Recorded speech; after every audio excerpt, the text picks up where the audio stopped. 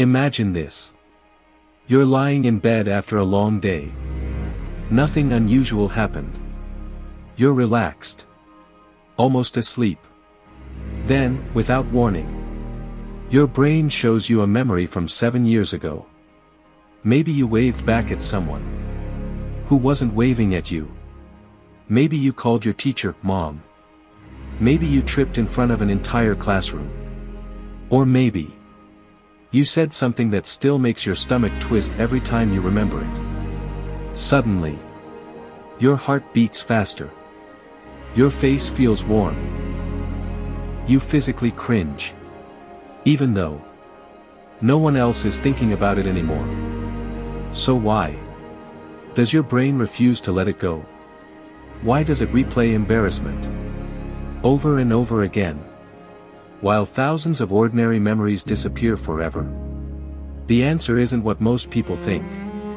Because your brain isn't trying to embarrass you. It's trying to keep you alive. Embarrassment is strange. Unlike pain, it can return years later.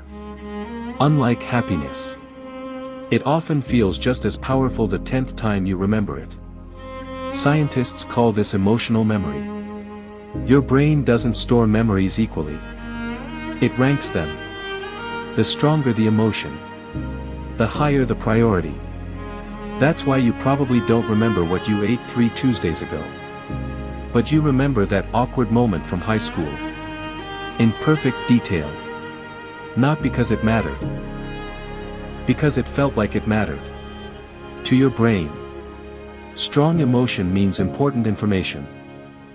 Thousands of years ago, being rejected by your tribe wasn't simply embarrassing. It could mean death. Humans survived together. Food, protection, warmth, all depended on belonging. If the group rejected you, your chances of survival dropped dramatically. Your brain evolved around this reality. Today, getting laughed at during a meeting won't get you eaten by predators. But your brain still reacts as though social mistakes are serious threats. It's running ancient software. Inside a modern world. That uncomfortable feeling. It's an alarm system. Not punishment. Every embarrassing memory has something in common. It violated your expectations. You expected one outcome. Reality delivered another. The brain hates prediction errors. Every mistake becomes data. Every awkward conversation. Every failed joke.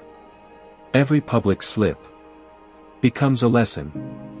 Your brain replays these moments because it's asking one question. How do we make sure this never happens again?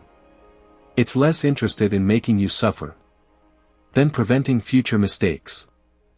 Here's the surprising part. Most people aren't thinking about your embarrassing moment. They're thinking about theirs. Psychologists call this the spotlight effect. We naturally overestimate how much other people notice us. In experiments, participants believed everyone would remember their mistakes.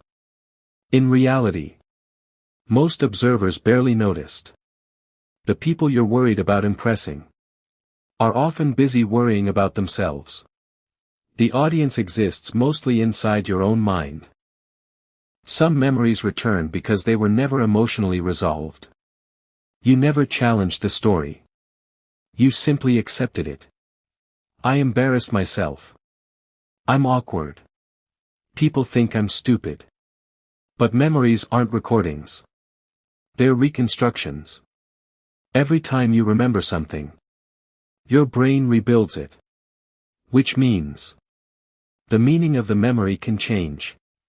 The event may stay the same. The lesson doesn't have to. Here's something worth remembering.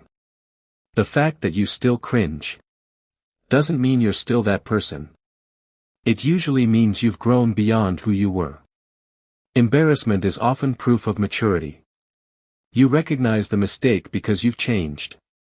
The person who made that awkward decision doesn't exist anymore. Only the memory does. And maybe The next time your brain decides to replay that moment, instead of asking, "Why did I do that?" ask a different question. What has that moment taught me? Because your brain wasn't trying to trap you in the past. It was trying to prepare you for the future. Sometimes, the memories we wish would disappear are the very ones that quietly helped shape who we became.